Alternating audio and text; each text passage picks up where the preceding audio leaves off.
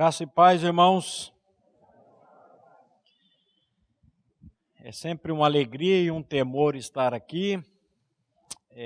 Quero dizer também que ontem eu fui visitar o pastor Glênio. Ele está muito bem.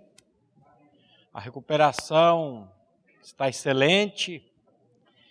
Às vezes nós não entendemos porque passamos por determinados problemas, dificuldades, mas a Bíblia diz que Deus é socorro bem presente aonde? Na tribulação, na angústia.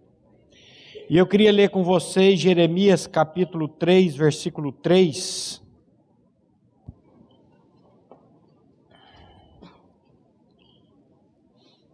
Jeremias 33, 3. Invoca-me e te responderei. Anunciar-te-ei coisas grandes e ocultas que não sabes. Vamos orar? Pai, a tua palavra está nos dizendo: clama a mim e te responder-te-ei coisas grandes e ocultas que não sabes. Pai, nós precisamos compreender a dimensão do seu amor. Esse amor, Pai, ele é muito impactante.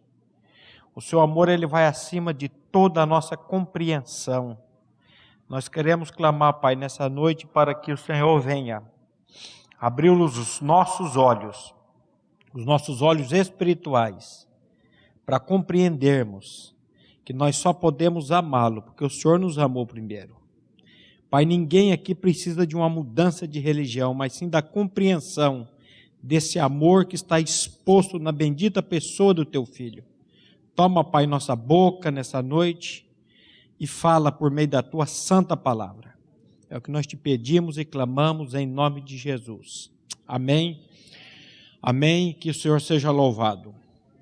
Pela manhã, o pastor Eric falou do assunto que nós vamos tratar um pouco hoje. Ele trabalhou em cima do livro de Malaquias, que é o amor. O pastor Eric começou hoje e terminou a palavra com a expressão, quando Deus diz: eu vos tenho amado.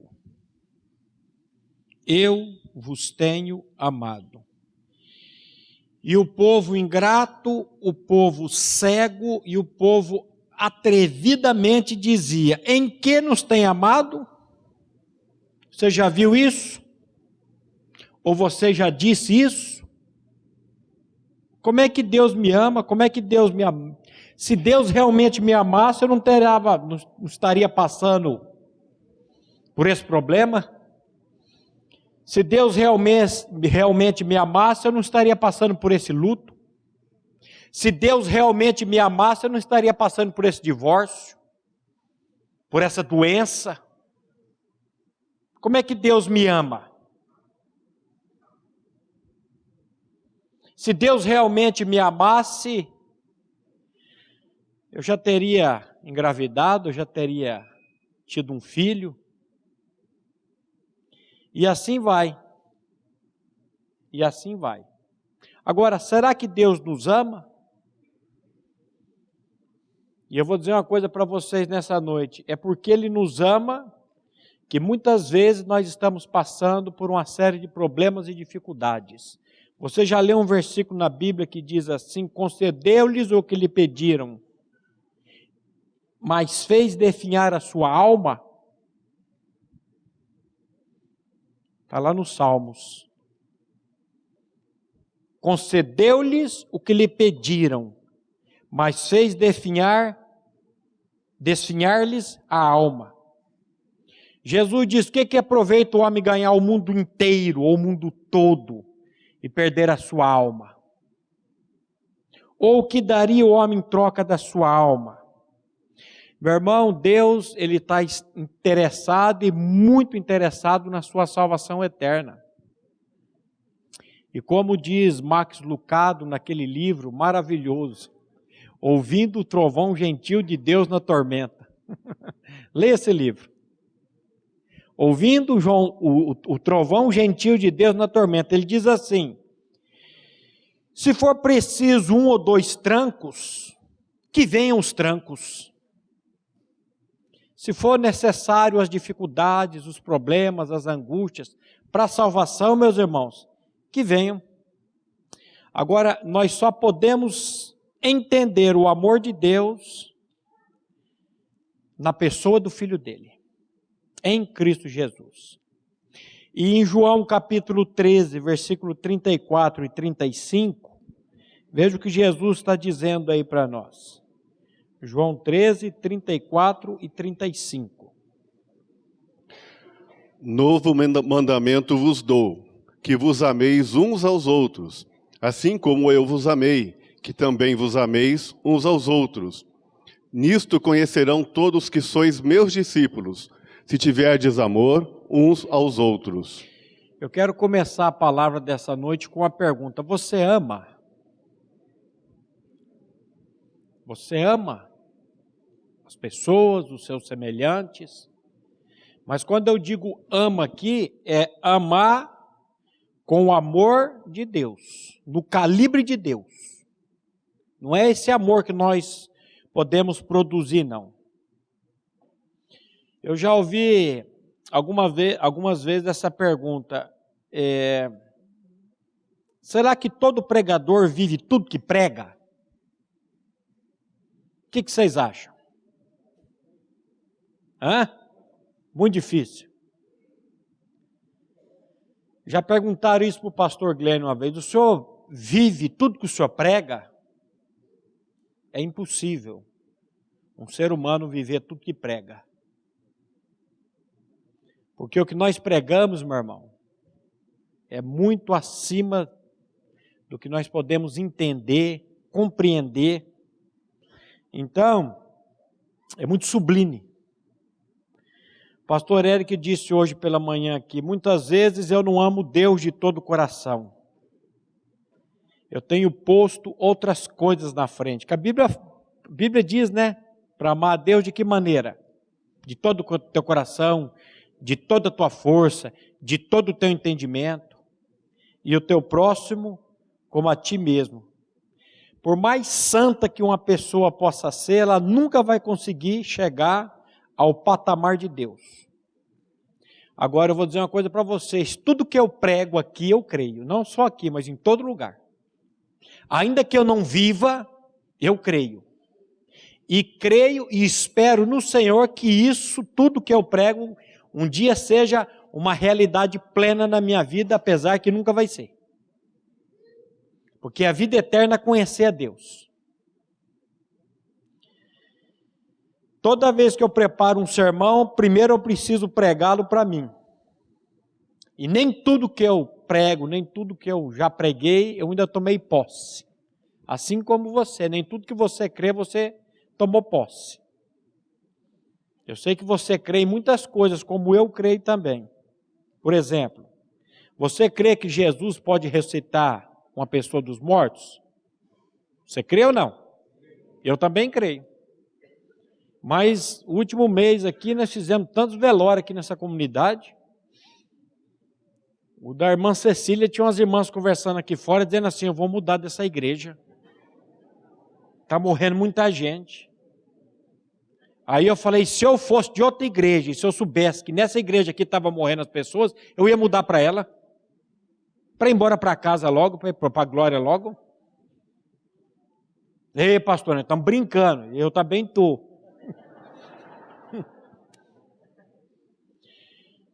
Quando eu vi a dona Cecília aqui, sexta-feira, parecia que estava dormindo no caixão. Deu uma vontade de dizer, levanta e anda, irmã. Deu vontade. Isso não quer dizer que eu não creia nisso. Mas quer dizer que a minha fé não chegou ainda nesse ponto. E se for da vontade de Deus, a minha fé vai chegar um dia nesse ponto. Então, isso não significa que você também não creia. Significa que a nossa medida de fé ainda não conseguiu alcançar aquilo que nós cremos. Agora, perseguir aquilo que você crê não é hipocrisia. Perseguir aquilo que você crê não é hipocrisia. Hipocrisia é você querer demonstrar aquilo que você diz que vive, mas não vive. Hoje nós vivemos numa espiritualidade superficial, uma espiritualidade graça e paz, ou dependendo da sua comunidade, paz do Senhor.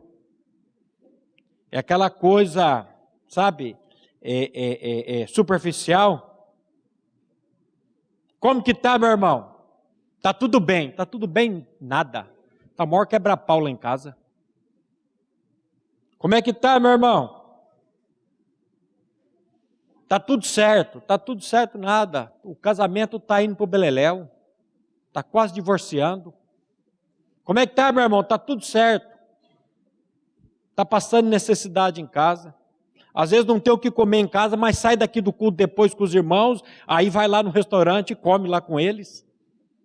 Mas está aquela angústia no coração, aquela agonia, mas é aquela aparência, porque eu não posso mostrar quem eu sou, eu não posso mostrar os meus pecados, os meus defeitos. Graças a Deus pelo amor, a Bíblia diz que o amor encobre uma multidão de pecados. Mas a gente vive nessa máscara, está tudo bem. Como é que está, irmão? Está tudo certo. Será que está tudo certo mesmo? E por que nós temos medo e vergonha de falar quem nós somos e expor e mostrar a nossa vida? Nós falamos muito do amor, conhecemos muito esse amor, mas não temos vivido esse amor de maneira nenhuma. Às vezes a mulher fala assim, vamos pedir ajuda lá na igreja, quase apanha do marido em casa. Vamos fazer um aconselhamento. O marido briga. Minha esposa já sofreu muito comigo. Quando ela, vamos lá fazer aconselhamento com a cota. E eu relutava. Porque a gente quer mostrar a família Doriana. Você já viu aquela propaganda da família Doriana, que acorda de manhã, está todo mundo feliz, está todo mundo contente, aquela gentileza toda. E eu falo, rapaz, em casa é diferente, não é assim não. Mas a gente quer viver isso. Hoje as pessoas têm muita ortodoxia sem nenhuma ortopraxia. Deixa eu falar difícil aqui hoje, para tratar justamente com você que sabe tudo, que é o sabidão. O que a Bíblia diz que a ciência faz, meu irmão? O que o conhecimento faz? Incha. A ciência incha, mas o amor edifica. Então nós vivemos hoje essa ortodoxia. O que é a palavra? O que significa a palavra ortodoxia? A palavra ortodoxia vem de duas palavras. Orto, que significa certo, direito, reto, e doxa, que pode ser fé, pode ser doutrina, pode ser opinião. Então a palavra ortodoxia significa a doutrina certa, a doutrina correta. Temos a doutrina correta, conhecemos o evangelho da graça, conhecemos o evangelho da nossa inclusão, nos gabamos disso, mas cadê a ortopraxia disso? O que é ortopraxia? É você viver. Temos muito conhecimento aqui, mas não temos a vivência diária do cristianismo. O que é o cristianismo prático? O que é o cristianismo diário? Agora, como que nós vamos ser conhecidos? Nisto conhecerei todos que sois meus discípulos, se tiverdes amor um pelos outros. Então, você conhece o amor de Deus? Eu conheço o amor de Deus? Essa imagem aí, eu descobri ela em 2010.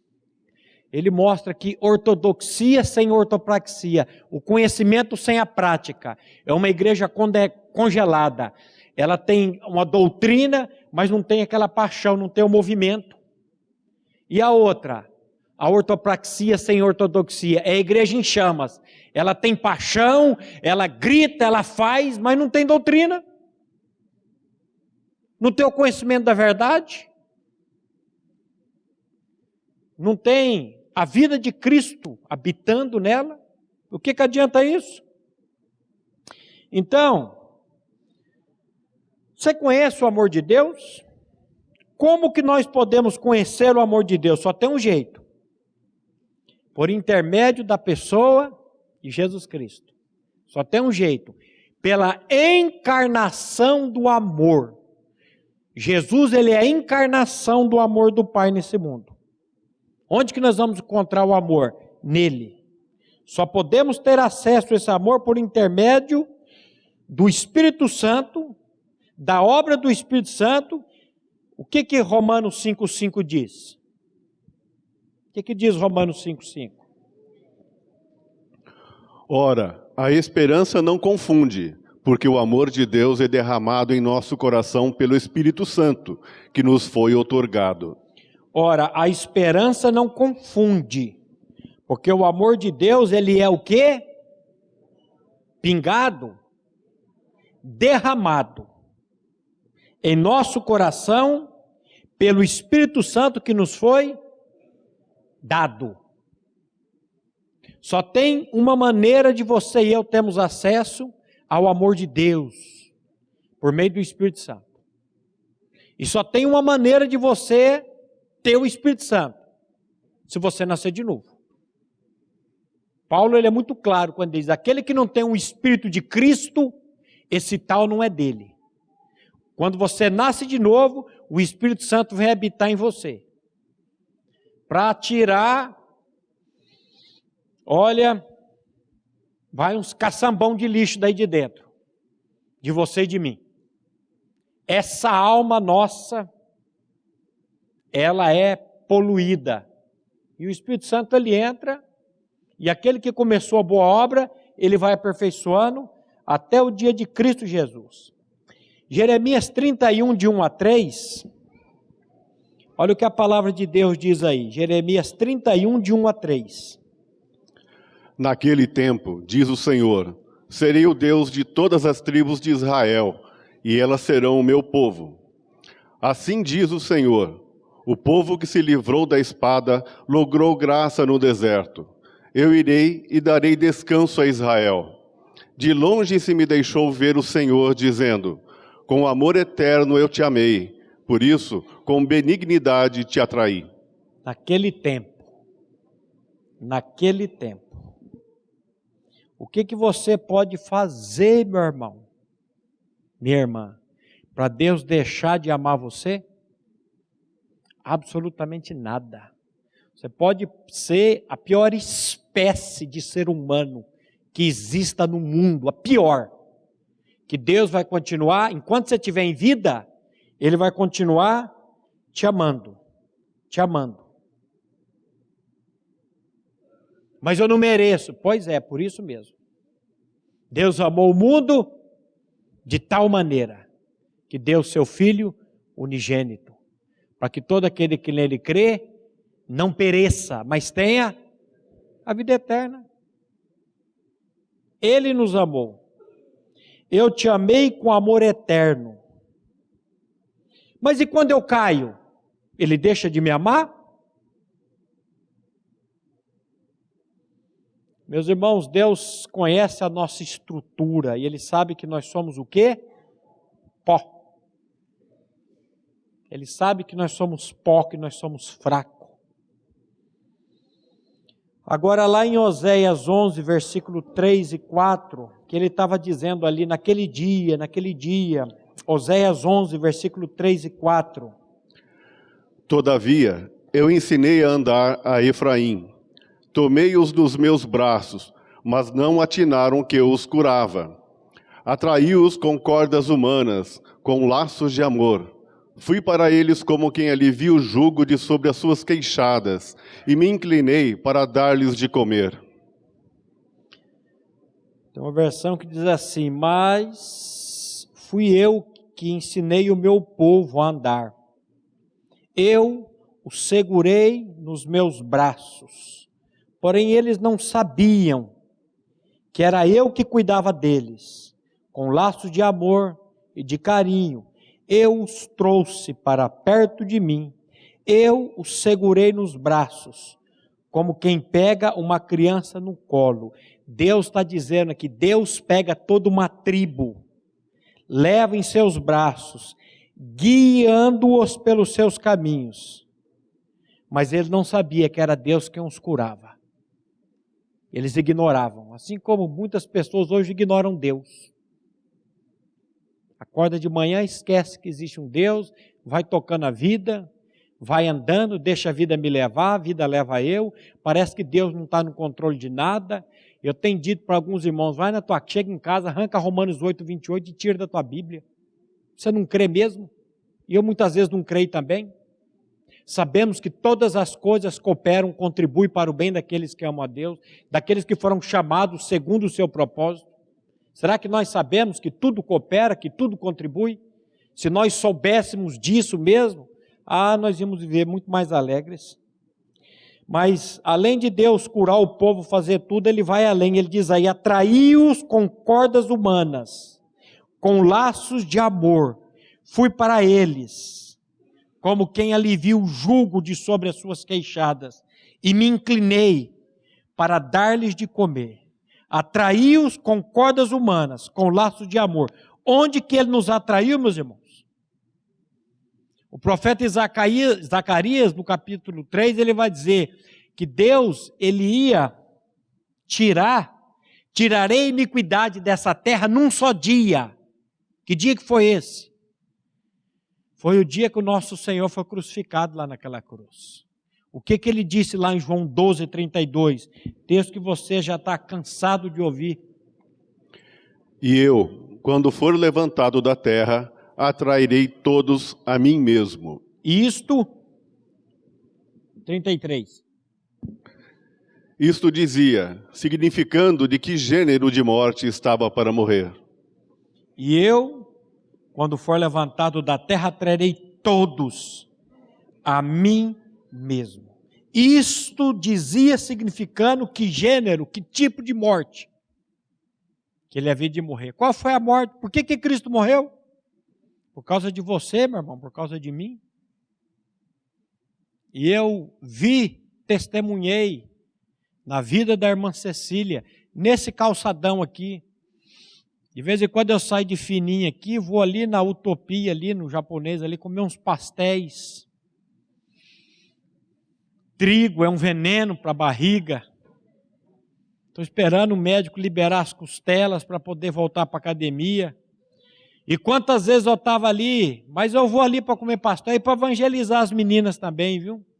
Tem as funcionárias dele ali, eu fico ali falando do evangelho, e nós já tivemos altas conversas lá do evangelho, graças a Deus. E eu fico ali comendo, sondando a dona Cecília, quando ela entregava os panfletinhos, falando, Cristo atraiu você naquela cruz. Eu fiz do velório dela aqui, eu falei, gente, se eu não pregar o velório, ela vai levantar do caixão aqui, vai pegar no meu braço. Quantas vezes eu desci desse púlpito aqui, e ela já estava aqui na porta me esperando. Não só a mim, mas todos os pregadores. Pode perguntar. Pode perguntar para Prison, pode perguntar para Mário Rocha, pode perguntar para Leandro. Se você não pregasse a inclusão no corpo de Cristo, você descia aqui e ela já estava ali, brava com você. Irmã querida, e eu, quando for levantado da terra, todos atrairei a mim mesmo.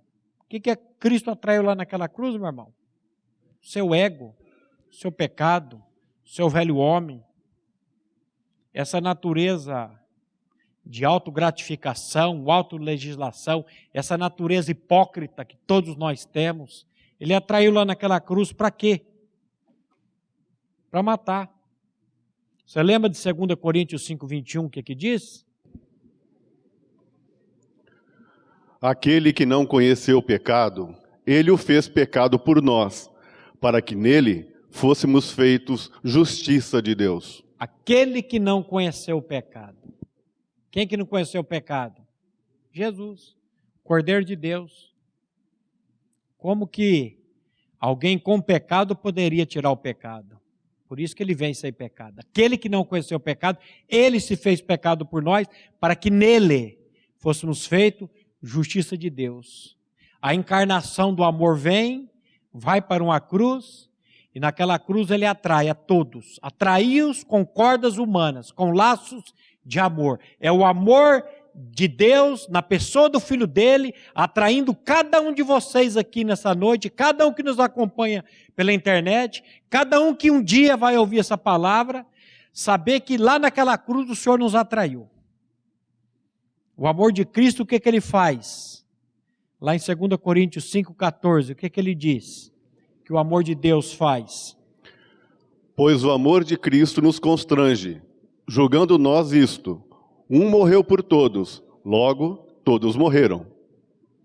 Pois o amor de Cristo nos constrange. É o amor que constrange. Nós vamos ver aqui que não é a lei que vai constranger, é o amor. Eu sei que você quer mudar as pessoas com a lei, você quer mudar o filho com a lei, mas a lei, nós vamos ver aqui, nunca jamais aperfeiçoa coisa alguma. O amor de Cristo nos constrange, julgando nós assim: se um morreu por todos, logo todos morreram. Eu estou crucificado com Cristo e vivo não mais eu, mas Cristo vive em mim. Isso é novo nascimento. Isso é novo nascimento. É Deus tirar o meu eu e colocar dentro de mim, não um rótulo escrito Primeira Igreja Batista de Londrina, que isso não salva ninguém. O que salva é a pessoa de Cristo em mim.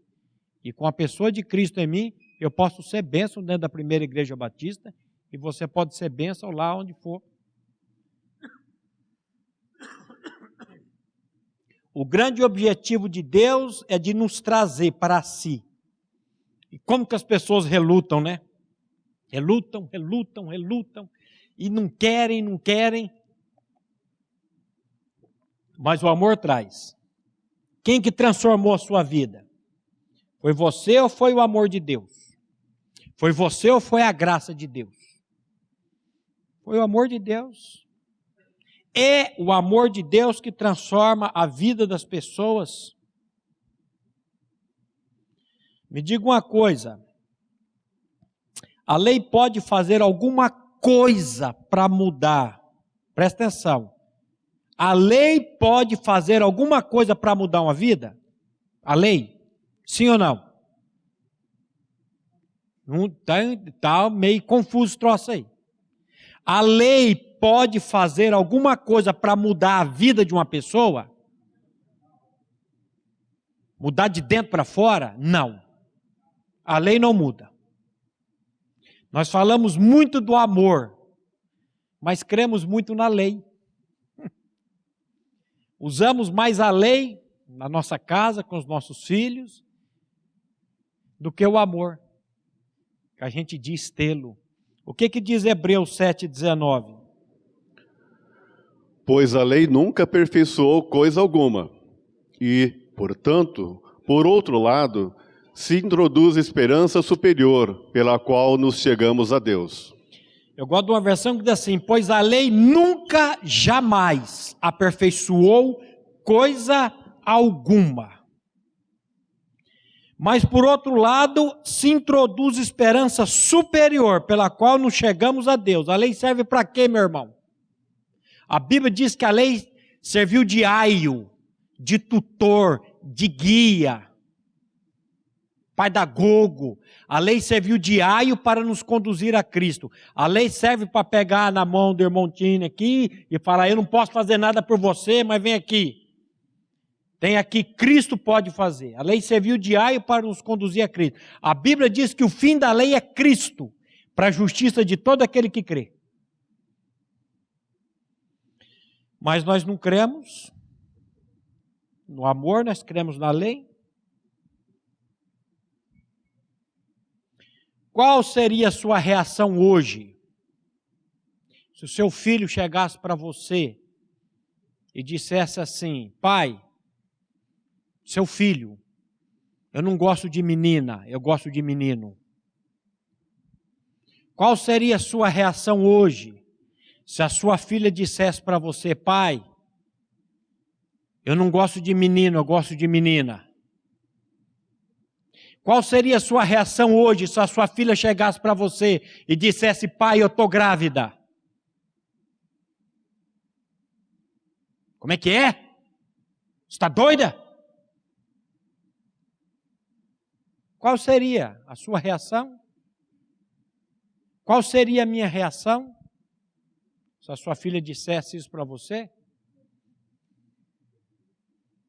Você ia abrir os braços e amá-lo? Eu não estou dizendo para você amar o pecado dele. Eu estou dizendo como um conhecedor do amor de Deus. Eu não estou dizendo que você... Eu estou falando que você precisa acolher o seu filho e não o comportamento pecaminoso dele. Mas qual seria a sua reação se você ouvisse isso do seu filho, da sua filha? Você ia tacar lei em cima para tentar mudar? Você some dessa casa aqui hoje. E aí, se você tiver um nome a zelar, então, se você for um pastor, então, de uma igreja, eu passei por isso há uns meses atrás, quando a minha filha chegou e disse, nem falou comigo, ficou com medo. Por que será que ela ficou com medo de falar com o pai? Por que será? Qual seria a reação do pai? E ela foi falar com a irmã mais velha. Posso te contar um segredo, mas você não conta para o pai, não? Não, pode contar. Amigas, estou grávida. Como? Como é que eu vou guardar um segredo desse agora? Você vai contar. Estou com medo do pai. E nós tivemos um irmão aqui que a filha também tinha engravidado, fazia poucos dias eu mandei um áudio para ela. Falando para ela do amor de Deus. Foi um áudio muito bonito. E ela depois mandou para mim, tio Maurício, você foi o único que me acolheu. Mas com o filho dos outros é fácil falar bonito. É fácil falar do amor, mas quando é na sua carne, e agora? Aí eu fui ouvir o áudio que eu mandei para a irmã. Ouvi umas 3 vezes. Verdade. Ouvi. E aí mandei um áudio para minha filha. E ela virou e falou, pai, eu não esperava essa reação tua. E eu tive que pedir perdão para ela. Porque eu quero mudar a minha filha com a lei. Eu quero que ela ande na linha. Se ela sair da linha, aí o pau vai quebrar dentro de casa. Você conhece o amor? Eu conheço o amor? Eu creio no amor. Será que eu conheço esse amor? Será que nós conhecemos esse amor, meus irmãos? Você vai usar da sua autoridade, do seu legalismo, ou vai lhe apresentar a graça de Deus, o amor de Deus?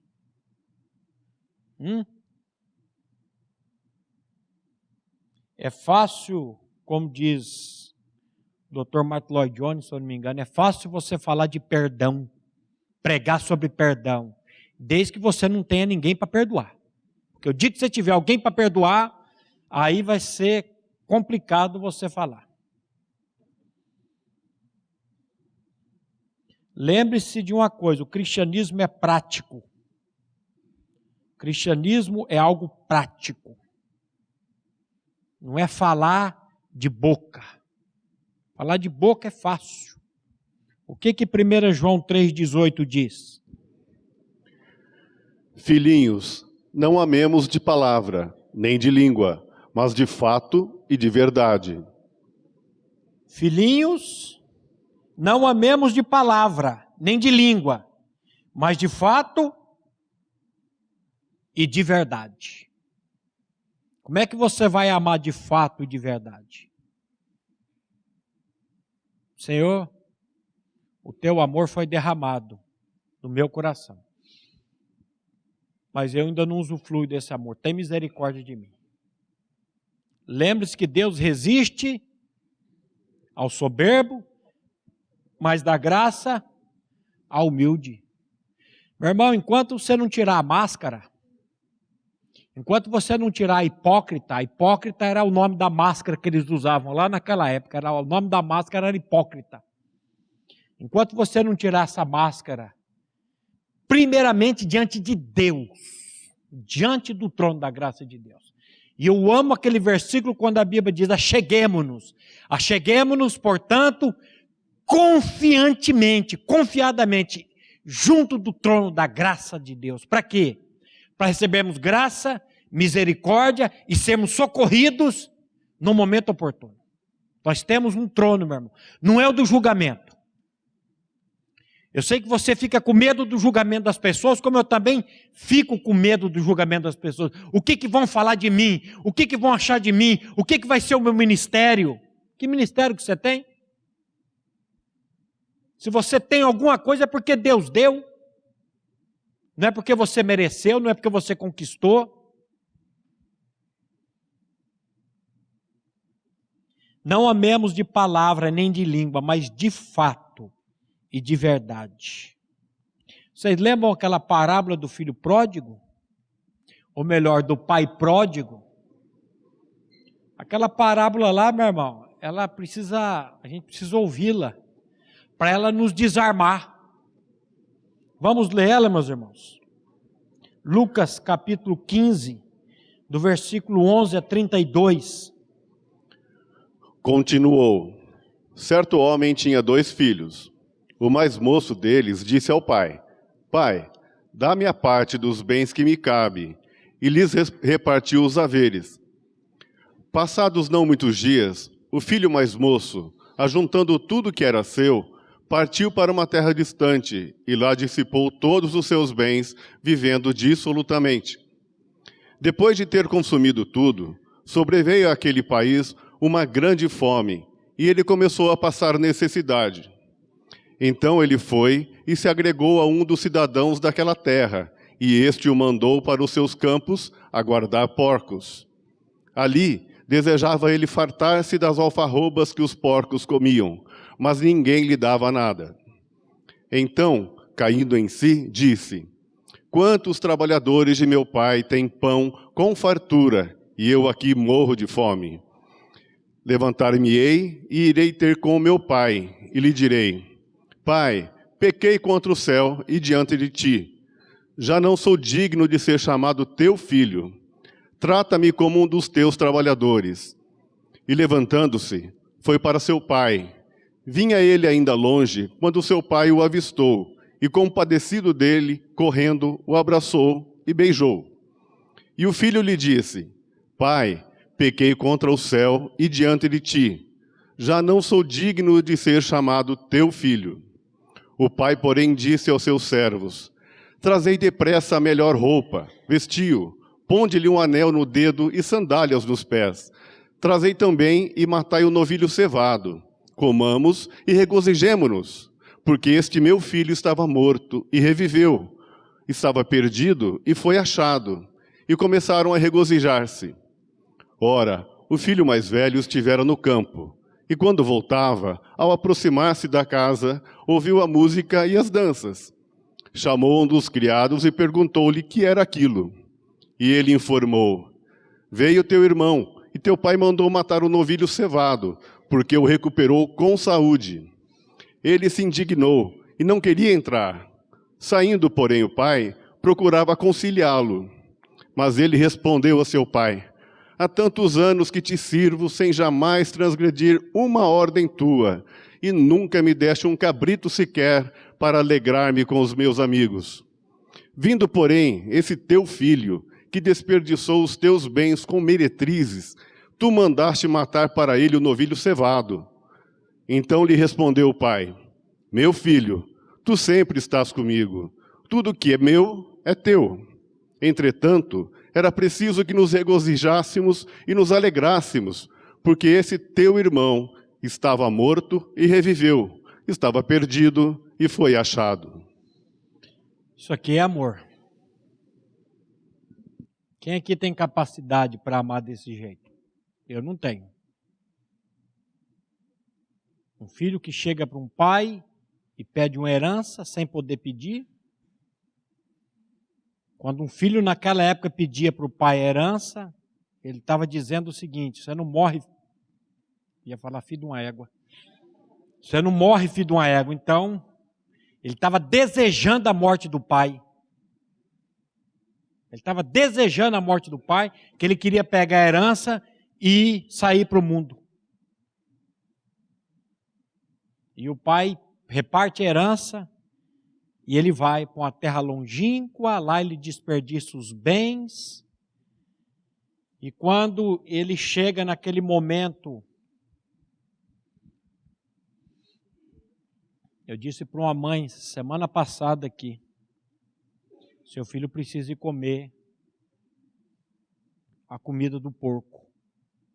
O problema é a senhora deixar ele ir. Mãe é um problema. No curso de educação de filhos, a frase que eu mais uso é: a arte de educar é tirar os filhos das asas ou das garras da mãe. Que a mãe é galinha mesmo, a mãe quer proteger, tem que proteger.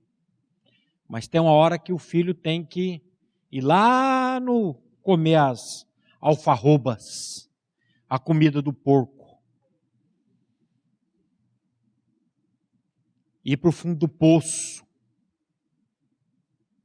Nós não sabemos como é que Deus, na soberania dele, vai salvar os nossos filhos. Eu disse ontem cedo, lá na clínica de recuperação em Sertanópolis, você já parou para pensar que a droga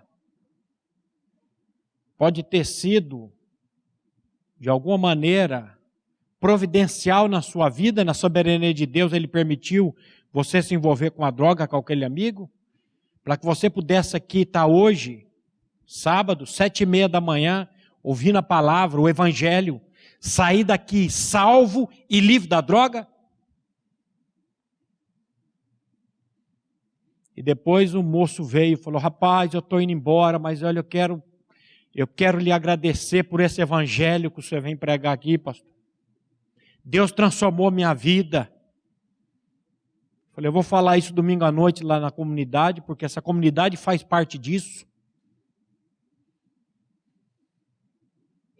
Como é que eu faço para continuar ouvindo isso? Eu tenho algum site, algum lugar que eu possa ouvir? Tem, meu irmão.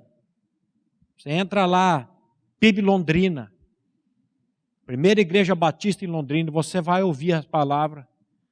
Tem estudo seu lá, tem alguns. Eu vou levar, minha mãe precisa ouvir, ela precisa ouvir. Todos nós precisamos ouvir, meu irmão. Todos nós precisamos crer nesse evangelho. Mas não fique pensando que a droga na tua vida foi Satanás, sim, mas foi Satanás com autorização de Deus. Para que você pudesse ouvir essa verdade e ser liberto. O que adianta o homem ganhar o mundo inteiro e perder a sua alma? O texto está dizendo. Mas quando ele estava lá comendo a comida, ele lembrou do pai. Na casa do meu pai tem os trabalhadores, tem comida, pão. E eu aqui comendo isso. Ele faz aquele estudo dele de 3 pontas, sei lá. Pequei, pai, pequei contra os céus, pequei contra ti, não sou digno de ser chamado teu filho, trata-me como dos teus empregados. E ele não consegue nem terminar o discurso dele, porque o pai, a Bíblia diz, o pai, ainda de longe, o avistou e compadecido dele, correndo, o abraçou e o beijou. Fala, meu pai, se fosse eu, de arrancar pelo menos uma botina. Pode voltar. O que você quer? Ah, o legalista quer mudar o outro com a lei. Os legalistas querem mudar os filhos, as pessoas, a esposa, o marido com a lei.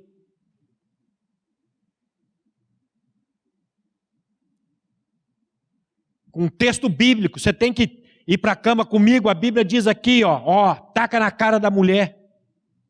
Legalista do inferno. Você precisa amar. Você vai ver como é que o amor muda, como é que o amor transforma. E esse pai vem, abraça esse filho, o beija. E aí o pai manda trazer a roupa, manda trazer o anel, manda trazer sandália, manda matar o animal, porque o amor é assim. Quando ele vai e você está no amor e você está em casa orando, intercedendo por ele, você pode esperar que Deus vai trazer de volta, meu irmão. Ou você não crê nesse Deus, você não crê nessa palavra. Você não crê no que a Bíblia diz, que todos os vossos filhos serão discípulos do Senhor. Crê no Senhor Jesus, será salvo tu e tua casa. Deus não nos deu filhos para a perdição. Você não crê nisso, não? Eu creio. Eu creio. Mas o legalistão, há tantos anos te sirvo sem transgredir uma lei. Ó, o cara, o legalista aí. Nunca te desobedeci uma lei. Nunca te desobedeci uma ordem. O Senhor nunca me deu um cabrito para mim comer com meus amigos. Esse teu filho que desperdiçou com meretrizes. A Bíblia não fala de meretrizes no texto. Fala de absolutamente, tem também, mas a gente fica pensando, será que estava no coração do filho mais novo dele ir para lá? E ele fica do lado de fora e não entra. Você ama, meu irmão? Eu amo. Você lembra daquele texto? Ele não está aí na nossa... de 1 Coríntios, capítulo 13, a partir do versículo 1. Ainda que eu fale as línguas dos homens e dos anjos, se não tiver amor, serei como o bronze que soa, ou como o símbolo que retine. Ainda que eu tenha o dom de profetizar e conheça todos os mistérios e toda a ciência, ainda que eu tenha tamanha fé a ponto de transportar montes, se eu não tiver amor, nada serei. E ainda que eu distribua todos os meus bens entre os pobres, e ainda que entregue o meu próprio corpo para ser queimado, se não tiver amor, nada disto me aproveitará. O que adianta, meu irmão? Você fazer tudo isso, você ter fé, você profetizar, você dar o corpo e não tiver amor? E o amor, o que o amor é? Olha o versículo 4.